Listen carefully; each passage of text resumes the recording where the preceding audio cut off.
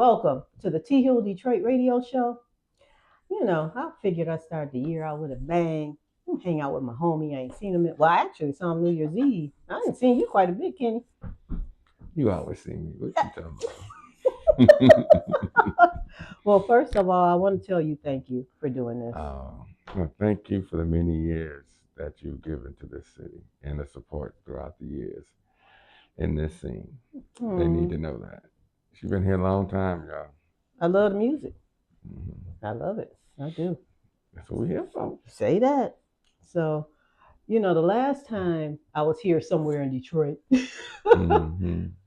Mojo came over here. But let me tell y'all this story because it was just so mind blowing. So I was at work. Electrifying Mojo. Let them know. Not the one in the AM. That part. The original electronic man, the original soulful brother, the original electrifying Mojo. Yes. WGPI 107.5. So I was at work. And that's the one we're talking about. That one. I was at work and I get a call. And it's the Electrifying Mojo. And my nickname is Twinkie because I've been talking to Mojo on the phone since I was in like the 6th or 7th grade, listening to him on the air. So he was like, "Hey, Twinkie, what you doing?" I said, "Oh, nothing." He said, "Do you think Kenny is at home?" I said, "Well, I'm not sure." He said, "Well, if he's home, I'd like to go see him." I was like, "For real?" He was like, "Yeah." I called Kenny. I was like, "Are you here?" You were like, "Yeah." I said, "Okay, Mojo wants to come over." He was like, "For real?" I was like, "Mojo who? The AM? You can't be talking about the electrifying one." And so I was like, "He wants to come and meet you." And you were like, "Bet, come on." So I get here first. And Kenny was like, "When the last time you seen Mojo?" I was like, "Kenny, I ain't never met him either." Kenny was what? Because you've known him for years, but it was always on the telephone. Exactly. That's Twinkie. And your girl was named Pancake. Pancake. Yep. Yeah. That's why he remembered us because of our crazy nicknames.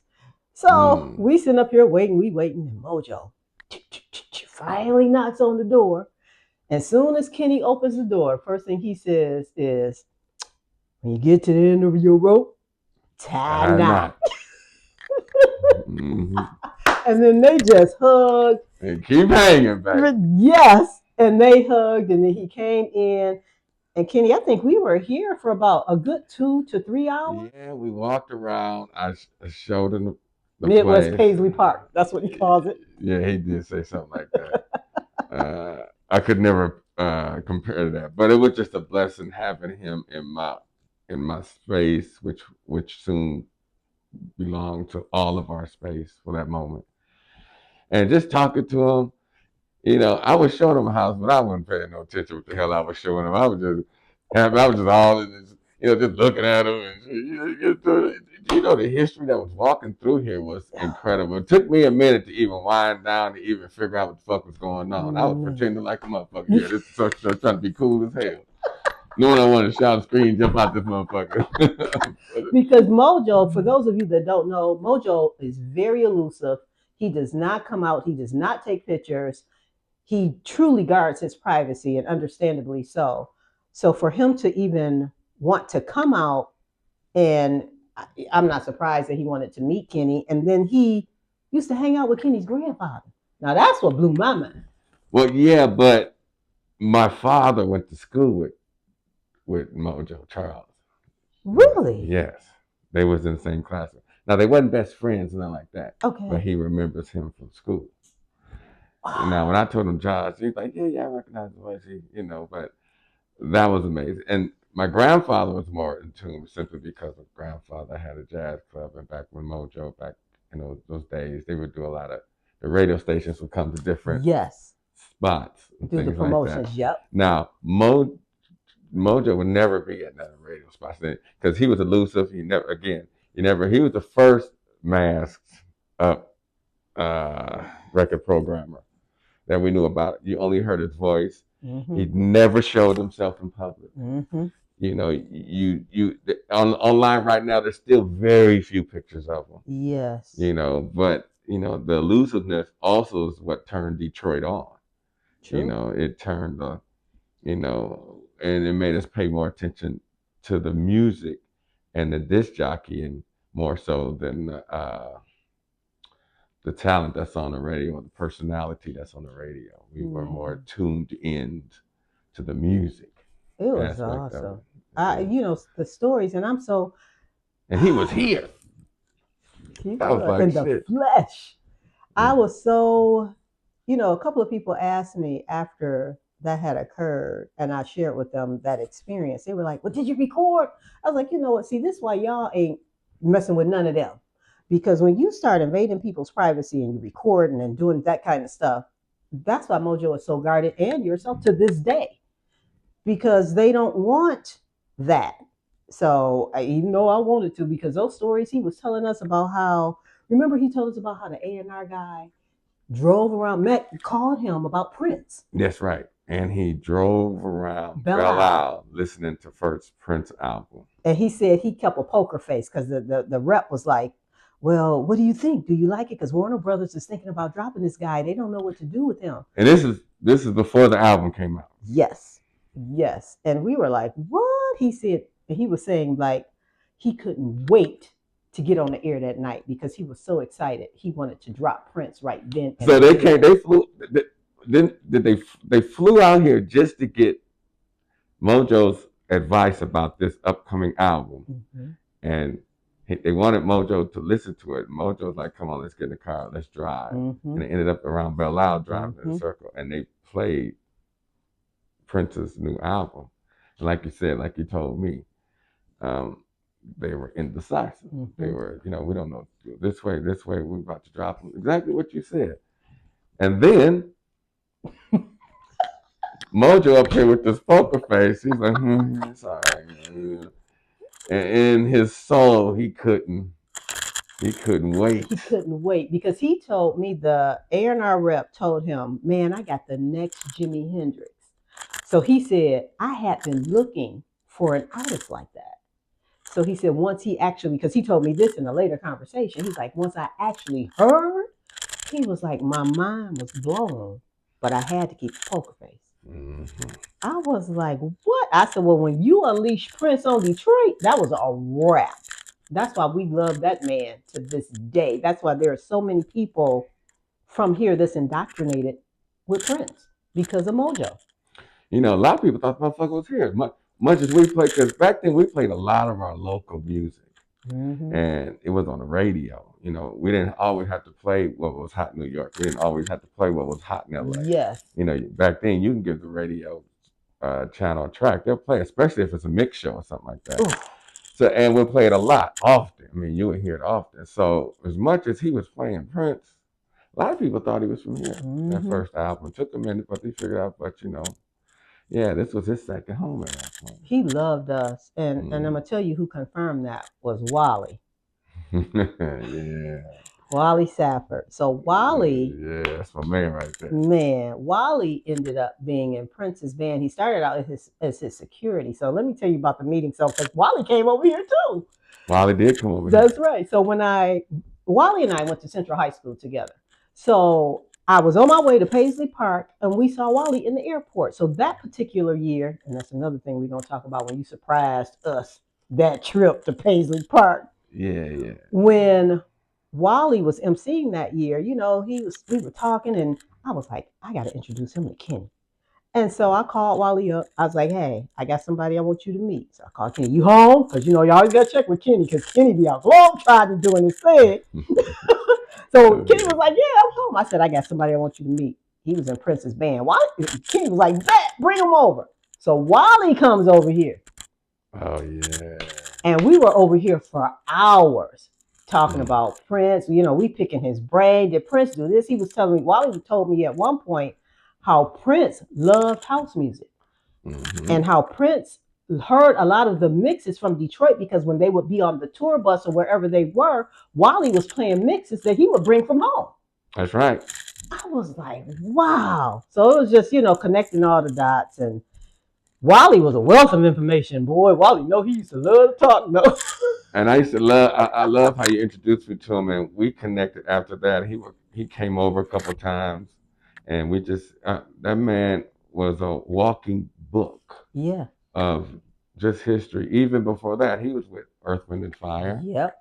And a few other people. Mm-hmm. And his knowledge of what's going on out there, what musicians go through, which some of the things we don't see, we just cheer them on, and they're always going to be legendary. But a lot of times he'll let you know, it's not all fun. It's not all what you guys think. It's a lot that you don't see. Yeah. And I'm not saying it's always a bad thing, but don't think they're not out there putting in a lot of work.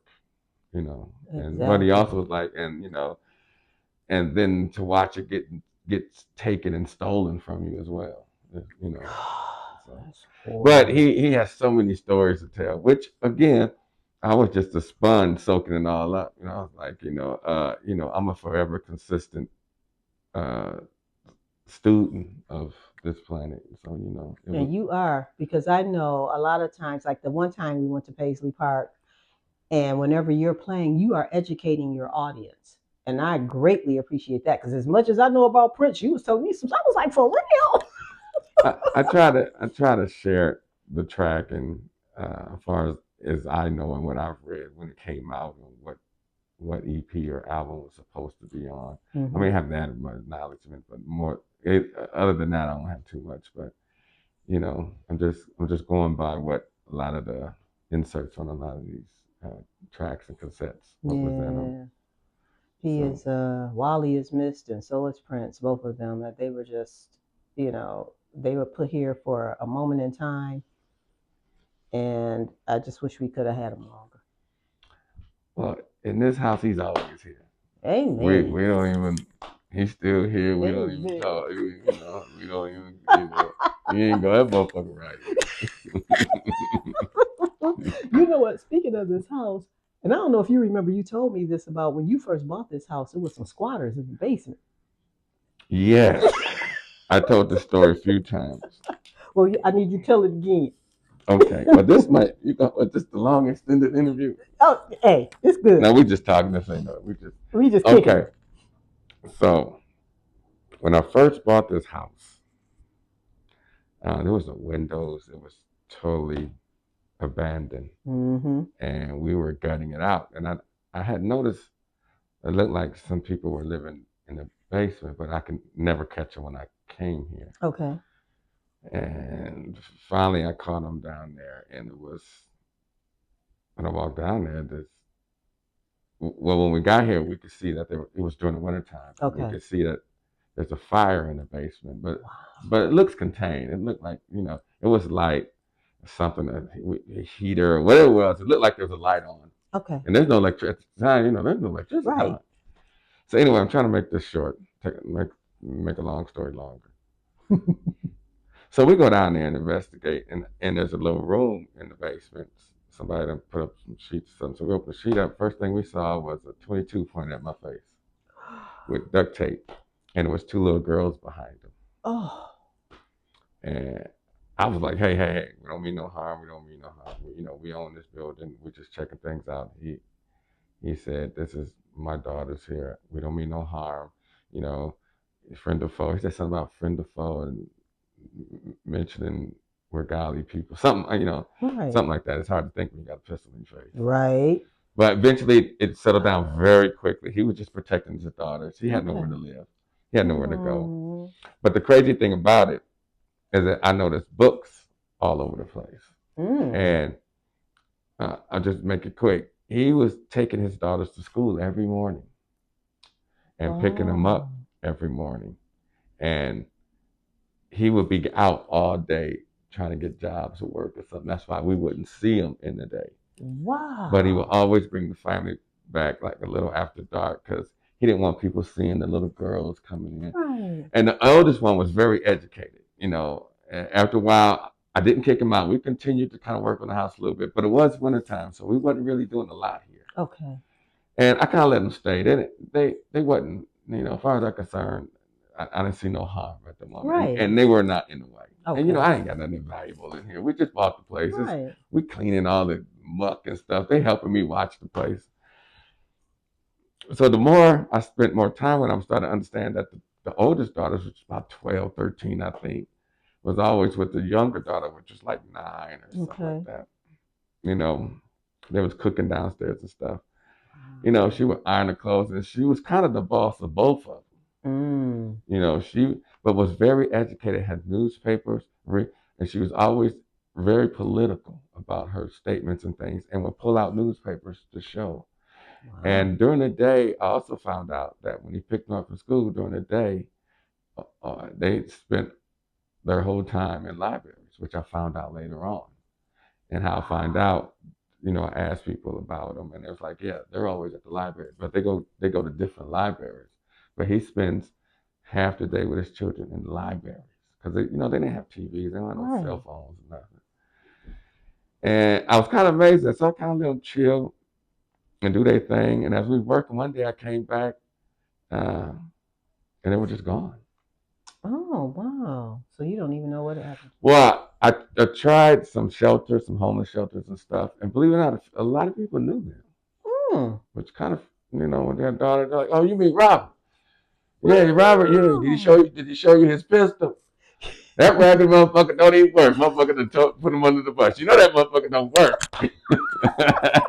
Motherfucker told Robert walking around there, turned around to his friend. Hey, he done met Robert. He pulled out that old ragged ass shit in here. Oh my God. Yeah, that motherfucker ain't working. He scare you, but you're scared. I was like, shit. I ain't tell him that. I was like, yeah, I was scared of that motherfucker. Yeah.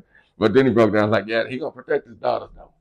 And one I had told me that another reason why he stays that way, because the state is trying to take his children. Oh wow. Now he went through a nasty divorce, but the wife, from what he said, kind of fell off on drugs. Okay. God bless it. He's always don't know where she at, but things happen. Okay. And the state of trying, he eventually lost his house, everything. Years before I saw him. He lost everything a long time ago. And he's hiding from the state because they're trying to take his children. He's not, his attitude, you don't die if I take my kids. We struggling. They not bitching about nothing. They ain't complaining. Right. They got food every day. My daughter's educated. And that little 13-year-old was educated. I mean, she had newspapers. I mean, she pointing facts. She would dig up a newspaper and show you facts, little things that was going on today, or just the statements that Malcolm X or she was very knowledgeable in her history and what was going on today, political wise, and why things are like this and such. And she's always said, when I get 14, 15, I'm old enough to apply for certain things and grants within the city. And I'm going to most definitely, I'm just too young to do it right now. But this has to stop. My such. And look at my daddy, he's over there panicking. She's very, very, very future, if not an intellect as she is. It just blew me away. And then one day, they were gone. That's amazing. That's amazing. Yeah, and we looked for him for a while. And she had to be about 24 now, maybe. Yeah, because how long you been in the house? It's got to be about 10 years. Yeah. 10 years, something like that. Don't. Yeah, it's been a minute. Yeah. It's been a minute. Because I know when I first came over, it was just laid out a little differently. Because this, like, you didn't have a studio right there then. You used to have a bunch of mannequins in here with all the gear in the window. Well, I still got mannequins in here. Mannequins. Yeah, that scares the shit out of my mother. Yeah. They're going to get some mannequins. See, now, white folks, it might not scare white folks. But see, these brothers and sisters, y'all don't see too many movies. A couple of mannequins. They got a complex. Yeah, the movie's over with. That's all they need to see. They out.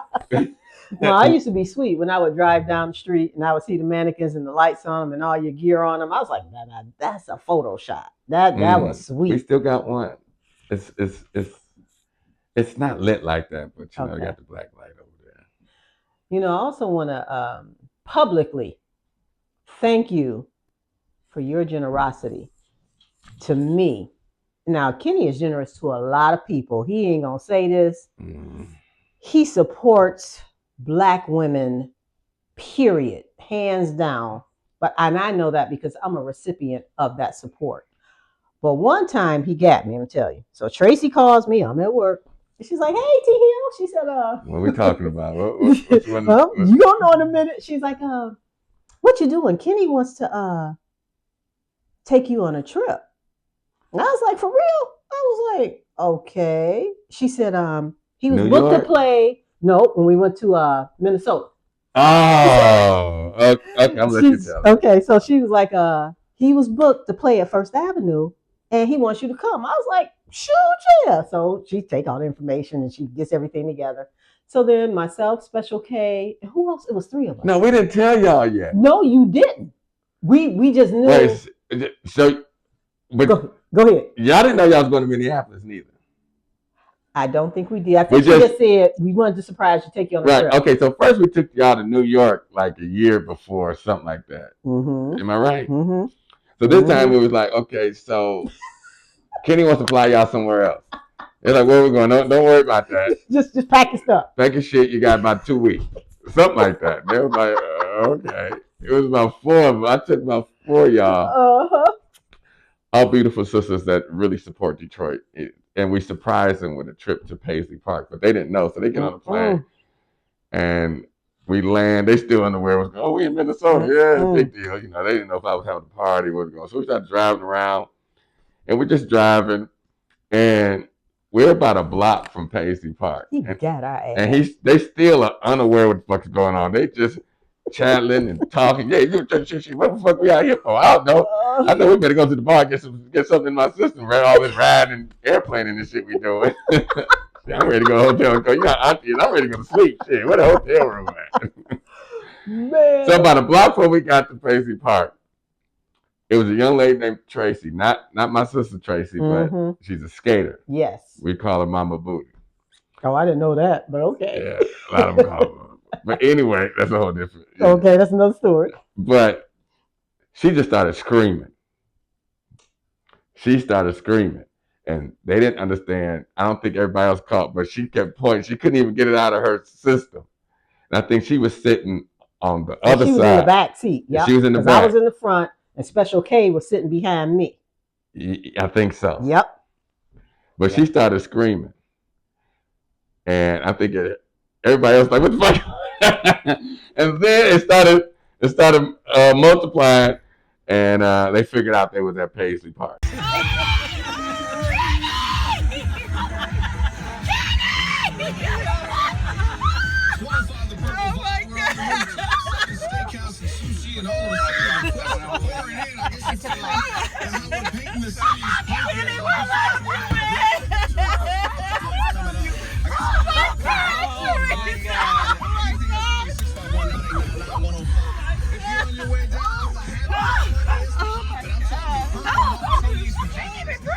Now I'm gonna tell you what happened. So Kenny was not in the car with us. We driving, and we passed this marker on the freeway. It says Chanhassen, and I was going, that's where Paisley Park is. I ain't saying nothing. I'm just, observing. So then we driving down this street. Kenny is on the side of the street. Tracy pulls over. He waves. He has these tickets to the celebration at Paisley Park. Now, when I tell you, we all bust out crying. I mean, crying for real tears, crying because we were so shocked. And I was just floored. I was done. I was toast. And we had a good time. Done. We had so much fun. Oh my God.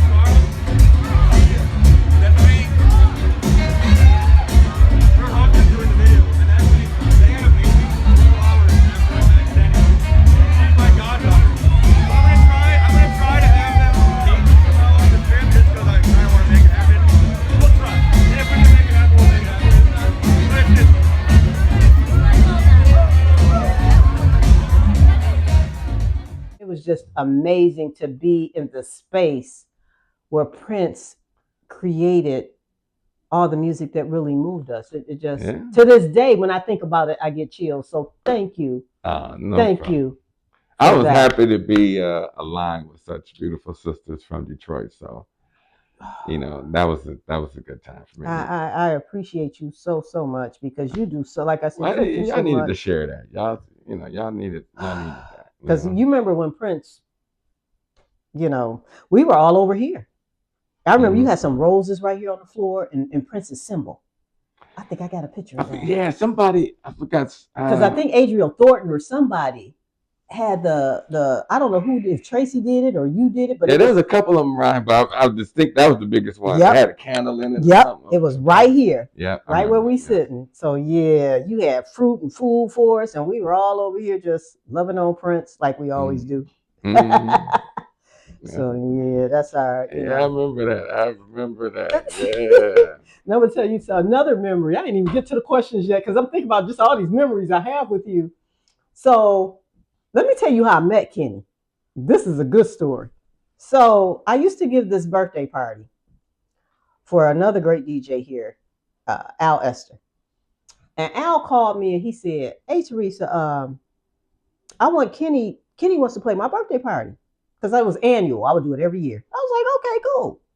I said, well, tell him to call me. So Tracy called me. Now I didn't know y'all at the time. So Tracy calls me and we talk about you coming and, get all that straightened out. But we knew her though. See, I didn't know them. I knew of Kenny. I didn't know him personally.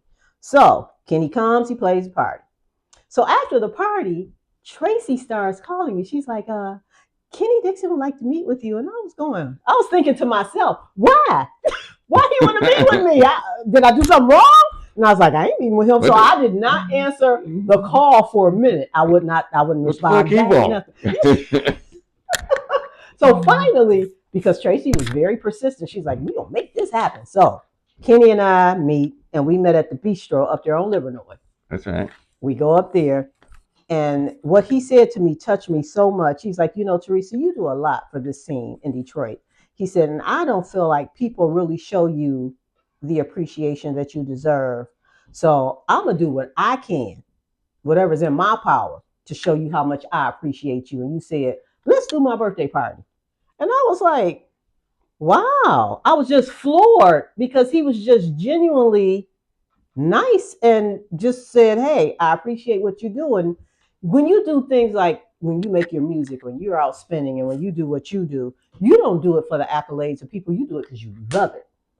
That is why I do what I do. I love this music. I always have since 1980. And so for him to even just approach me and say that touched me, and that has stayed with me to this day. Oh, so, yeah. Well, the most important part of that I heard was, we love what we do. That's important.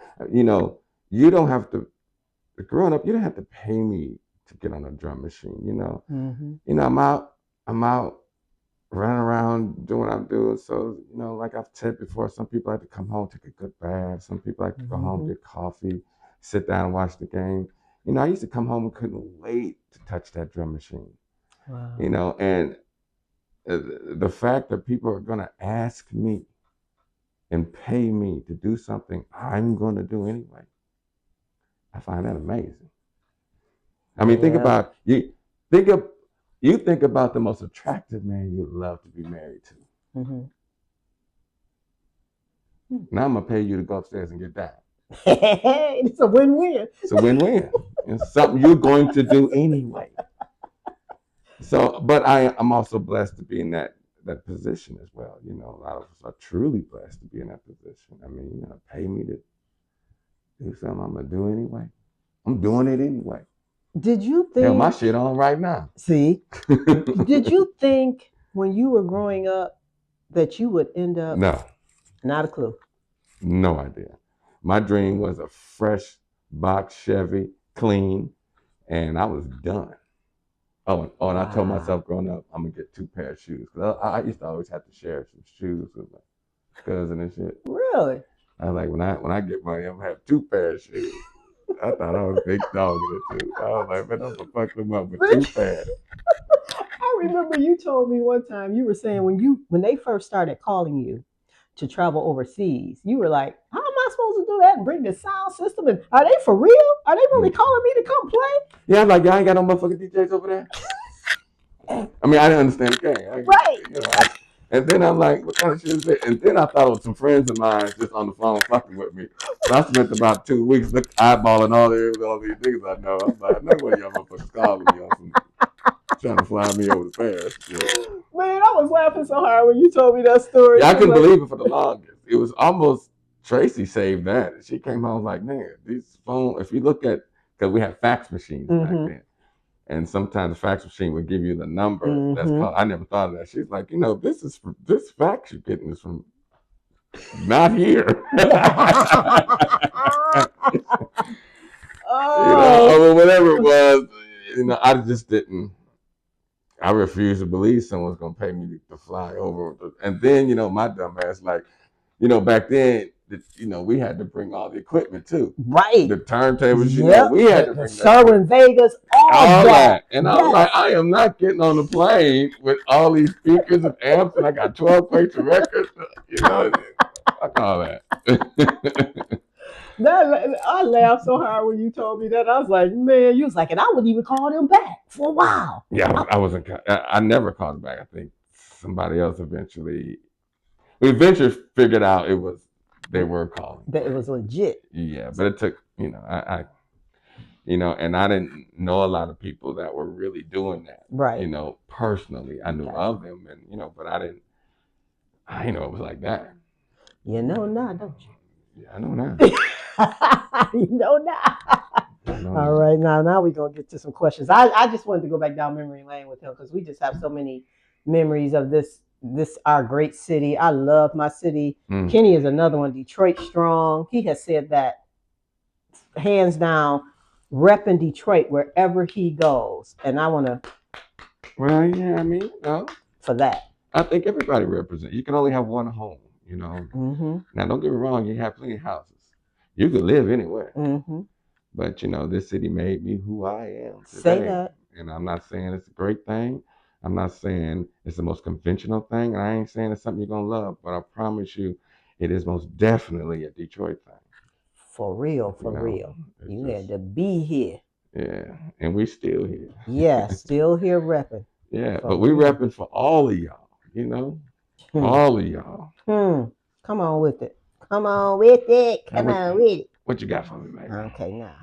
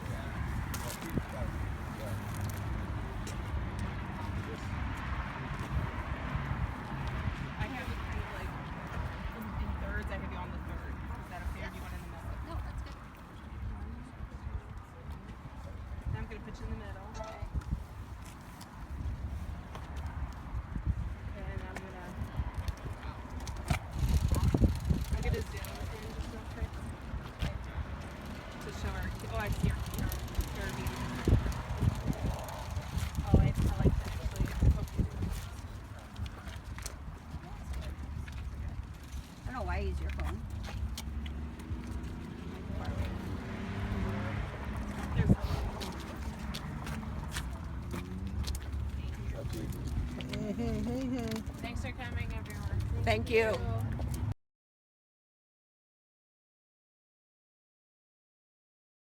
That's right. We in many. We back in many, baby.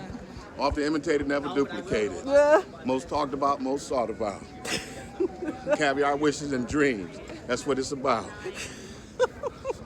Paisley Park, here we come. Yes, here we come. Here we come. It ain't gonna never be baby. the same. Oh, here we go. With 5 beautiful sisters. 6. With 6, you get an egg roll.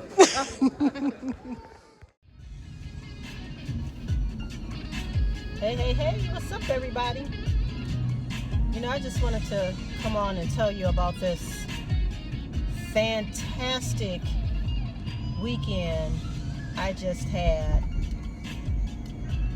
And I have to thank Moody Man, KDJ, Kenny Dixon, Jr., Tracy, Washington. I have to thank them because back in March, I received a message from Tracy and she said, Teresa, Kenny is putting together a group of people that he wants to take on a surprise trip. Can you go? I said, yeah. She said, it's for April 21st. For the weekend, just, save the date, more details to come. So I didn't think anything else about it. I'm going on with my, doing what I have to do. So as the time got closer, I remembered that, man, that's the anniversary of Prince passing. Now, anybody that knows me, Prince is my favorite artist. Always has been since he dropped that For You album back in 1978. So I was like, wow. And then I remembered they were having this huge celebration at Paisley Park, but all the tickets were sold out. I mean, because the minimum ticket price for general admission was $600 per person. So anyway, I ain't think anything else about it. So then, Tracy started sending more details. She's like, be ready to go by 12 noon. You'll be back about 9 p.m. Sunday evening. I didn't know who else was going. I didn't know anything. So as it got closer, I found out that Kenny was spinning at First Avenue, which is where Prince filmed Purple Rain, the nightclub, where he filmed Purple Rain. So I'm thinking, oh, that's the surprise. I was excited. I'm like, what? I'm going to be in First Avenue? Man, Tracy came, picked me up. It was myself, Special K, and another Tracy Bragg. We get to the airport. We take off. We in Minnesota. We get to Minnesota. Tracy's like, be ready by 4 o'clock. 4 o'clock comes. We're riding. We didn't think we were going to Paisley Park because Special K and I had said, hey, we here in Minnesota. We going to drive by there ourselves or whatever. We go on this ride. We just driving. I'm thinking we just sightseeing. We pass a sign that says Chanhassen. I'm like, uh-oh, because I know where Prince's house is. So then we pull up. I see the house. I start screaming. Kenny on the side of the road. Tracy rolls the window down, and Kenny goes, here are your credentials to get into Paisley Park. We all started screaming, crying, hollering. I mean, because we did not anticipate going into Paisley Park. They had that weekend so special for us. Those two, Tracy and Kenny, that's the dynamic duo. Oh my God. I mean, I am forever indebted to them because they just made a dream come true for me. Look at this. Look at this sweet Prince jacket, limited edition. Are you kidding me? Woo! Kenny and Tracy, you guys are the bomb.com. You hear me? Thank you guys. Thank you so much. I will never forget that trip. They would not let us pay for anything. Me and Special K, we just tripping. I mean, Special K and Tracy, we all just tripping. We had so much fun. I mean, and then Kenny goes and buys us souvenirs. I'm like, are you kidding? You already did all this. I mean, just so very thoughtful. Just that guy. When they made him, they broke the mold. I'm trying to tell you.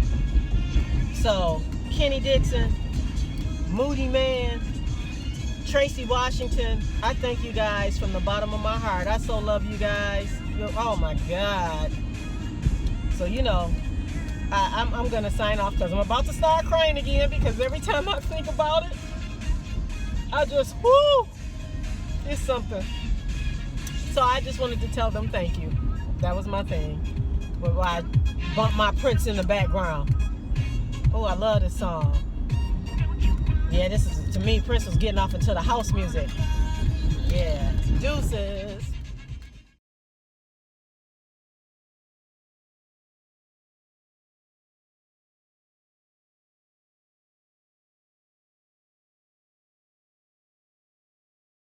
Oh man, that was the bomb. Did you enjoy that interview with Moody Man? I most certainly did. Well, guess what? There is more. Part 2 will air next Friday on the T Hill Detroit Radio Show. Make sure you subscribe to our channel on YouTube for more. See you then.